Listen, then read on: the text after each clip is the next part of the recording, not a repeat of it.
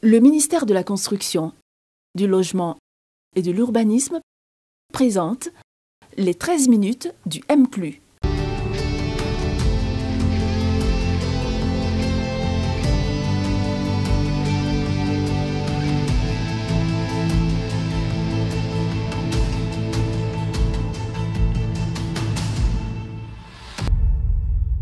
Bonsoir à tous, bienvenue dans les 13 minutes du MCLU. Ce numéro spécial sera consacré à la deuxième partie de la grande conférence de presse du ministère de la Construction, du Logement et de l'Urbanisme animée par le ministre Bruno Nabagné-Koné. À cette occasion, monsieur le ministre a répondu aux questions qui lui ont été posées sur des sujets qui font l'actualité foncière et immobilière de notre pays ces dernières semaines. Retour sur cette rencontre importante entre monsieur le ministre et la presse ivoirienne.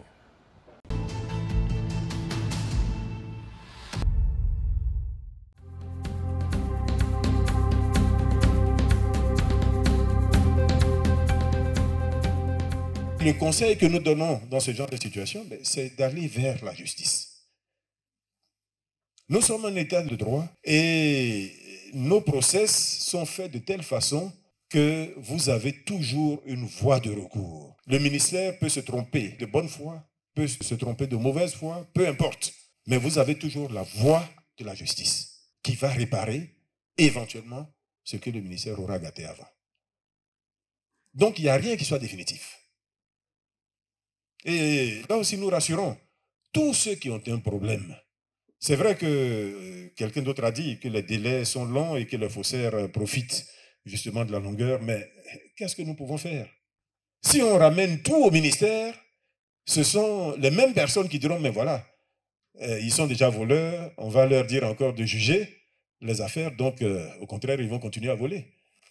C'est ce que certains d'entre vous-même, dans cette salle, diront. Donc l'État fait bien les choses en disant les décisions administratives, c'est vous. Quand il y a un recours administratif, vous y répondez.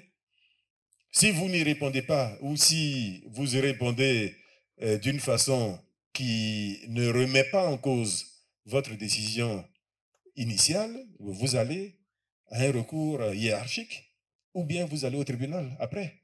C'est comme ça que ça fonctionne dans un État de droit. Donc, tout ce que nous pourrons faire, c'est peut-être travailler avec mon collègue garde des Sceaux, ministre de la Justice, pour voir ensemble comment nous pouvons faire en sorte qu'il y ait une célérité plus grande au niveau du traitement des dossiers de ce type.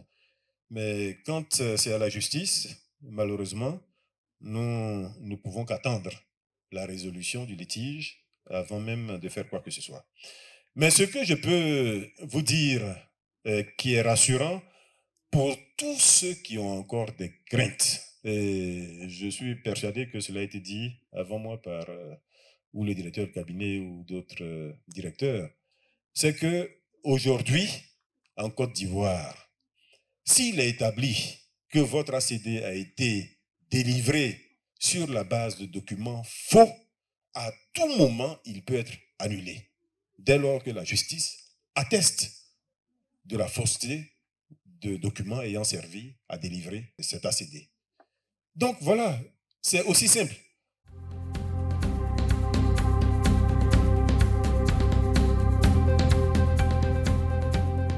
Permettre de comprendre qu'en réalité, la plupart des problèmes que nous sommes en train de traiter aujourd'hui, la plupart des problèmes qui surgissent aujourd'hui, qui sont mis sur la place publique aujourd'hui, c'est des problèmes anciens. C'est des problèmes anciens. Certains nous diront, oui, mais c'est le RAGP. Oui, le RAGP, ce n'est pas une affaire de parti, premièrement. Et puis, deuxièmement, une administration, quelle qu'elle soit, tous les jours s'améliore. Tous les jours s'impose d'améliorer ses services. Nous avons une mission qui est importante, qui concerne toute la population ivoirienne. Et notre volonté à nous, c'est de faire en sorte que demain, il n'y ait plus de problèmes fonciers en Côte d'Ivoire.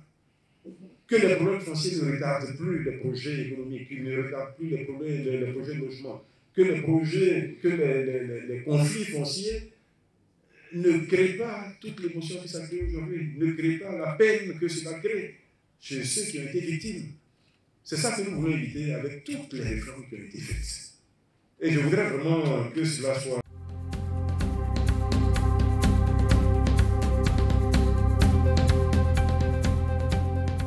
Sur une parcelle, vraiment je le dis avec force, sur une parcelle, moi ça fait 6 ans que je suis dans cette fonction, je n'ai jamais vu 2 ACD sur la même parcelle. Il y a certains qui sont plus anciens autour de moi, et quand je leur pose la question, est-ce que tu as déjà vu 2 ACD sur la même parcelle? Ils me répondent jamais. Et les procédures qui sont mises en place permettent ou empêchent que cela puisse se faire. Ce n'est pas possible. Même si dans la chaîne, à un moment donné, il y a une erreur, l'erreur sera rattrapée au dernier moment, au stade de la vérification. Donc, il est impossible que 2 ACD aient pu être émis par le ministère de la Construction, du Logement et de l'Urbanisme. C'est impossible. C'est impossible, d'autant plus qu'il y a d'autres acteurs dans la chaîne qui peuvent éventuellement corriger nos erreurs à nous. Il y a la conservation foncière qui délivre les titres de bloquer, les titres, qui crée les titres. Si un titre n'est pas créé, l'ACD ne peut pas être signé. Et avant la création du titre, il y a ce qu'on appelle le bornage contradictoire. D'autres vérifications sont faites là-bas. Et quand il crée le titre, bien entendu, puisque c'est la banque du foncier, le titre, il est forcément unique. Donc, même si on se trompe chez nous, là-bas, ça va se corriger. Et même si eux se trompent que ça revient chez nous au moment de la finalisation, on va voir que sur ce lot, sur cette parcelle-là, il y a déjà un ACD. D'autant plus qu'aujourd'hui, nous sommes numérisés, ce qui n'était pas le cas il y a quelques années. Donc, tous ces plans-là sont numérisés et on peut parfaitement s'en rendre compte avant même. Beaucoup de choses dans le secteur du foncier se font par ignorance. Beaucoup de conflits viennent malheureusement de l'ignorance de nos compatriotes. Il y a des actes d'incivisme, certes, mais l'essentiel peut-être est à mettre sur le compte de l'ignorance. Si nos populations sont mieux formées, si elles sont mieux informées sur les procédures, sur les textes, etc., concernant le foncier, vous allez voir que progressivement, avec les mesures qui sont prises par le ministère, progressivement, la situation va s'améliorer. Et c'est ça notre objectif.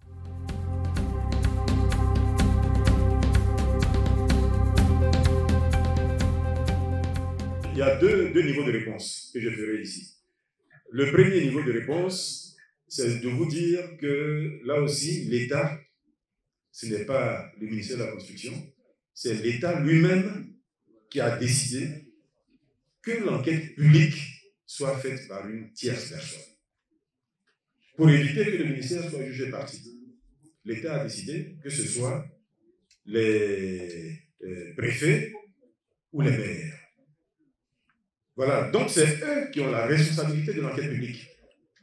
Sans aucune émission, je peux vous le dire, du ministère de la Construction, de Logement et de l'Urbanisme, pour leur permettre vraiment de faire leur travail en toute indépendance, de nous donner les résultats, et ce sont leurs résultats que nous prenons en compte pour la suite de l'approbation d'un lotissement ou pour toute autre opération en matière foncière. Donc, vous voyez, malheureusement, là aussi, on va mettre ça sur la tête du ministère.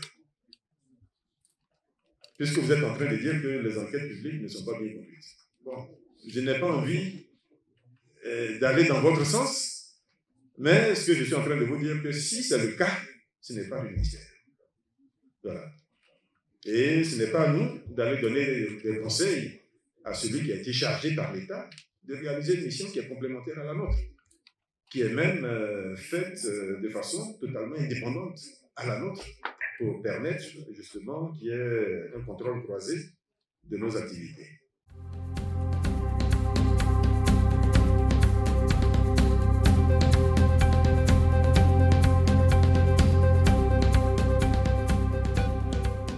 La CONALOG n'est pas concernée par le premier projet, puisque chacun des promoteurs continuera à commercialiser. Mais par contre, pour le projet de 25 000 logements socio-économiques, là, effectivement, c'est la CONALOG qui va être impliquée. Et là, nous arrivons à le faire parce que l'État a recherché par lui-même des ressources. des ressources financières. Parce que là, il faut des ressources adaptées. Il faut des ressources longues, à maturité longue. Il faut des ressources concessionnelles au niveau de tous les terrains. Donc l'État, aujourd'hui, arrivera à faire de l'allocation vente ou de l'allocation simple. L'allocation vente sur 20 ans. L'allocation simple, c'est encore plus facile, puisque là, tout le temps de l'allocation, le bâtiment continuera d'appartenir à l'État. Donc l'État amortira sur une durée d'amortissement et ensuite verra s'il faut céder le logement en question ou s'il faut continuer à recouvrer les loyers pour investir dans d'autres logements. Donc voilà, pour vous permettre de mieux comprendre et de comprendre pourquoi la Conalogue concerne certains aspects de nos programmes et pas d'autres. Francis Kofi, question d'actualité. Bon, là je vais donner une réponse rapide. Premièrement, nous ne sommes pas concernés. Il s'agit d'une attribution, il s'agit du domaine public. Et à l'époque, c'est le domaine, même aujourd'hui, c'est le domaine public laminaire. Les attributions sur le domaine public laminaire, c'est le ministère des Transports. Voilà. Donc, à l'époque, c'est le ministère des Transports qui avait fait cette attribution. Bon, il y a eu des problèmes, il y a eu un dénouement par voie judiciaire, je n'ai pas de commentaire à faire là-dessus.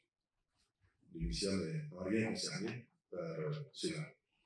J'aurais voulu qu'on continue d'échanger parce que, comme je dis, nous avons soif de vous entendre et surtout, nous avons envie de donner des réponses.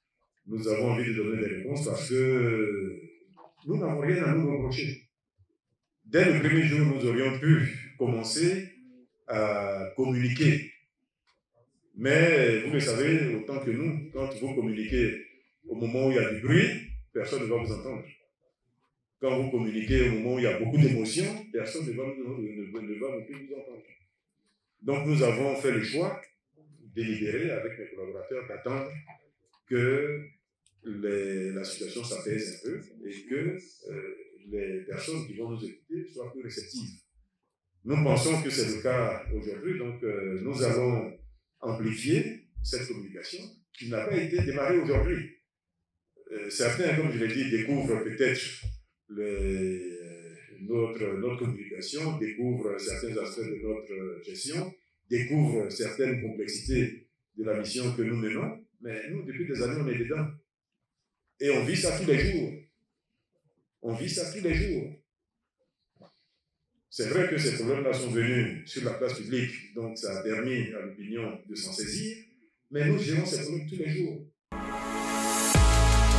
C'est la fin de ce numéro spécial des 13 minutes du MCLU consacré à la grande conférence de presse du ministère de la Construction, du Logement et de l'Urbanisme, conférence de presse animée par le ministre Bruno Nabagné-Koné. Monsieur le ministre, on a appelé à la responsabilité de tous, d'abord des communautés villageoises et avec eux de l'ensemble des acteurs qui interviennent dans la chaîne foncière. Il en a appelé également à la responsabilité de chacun, c'est-à-dire de tous les usagers qui doivent s'assurer d'avoir les bonnes informations et surtout de ne pas investir sur des terrains non approuvés.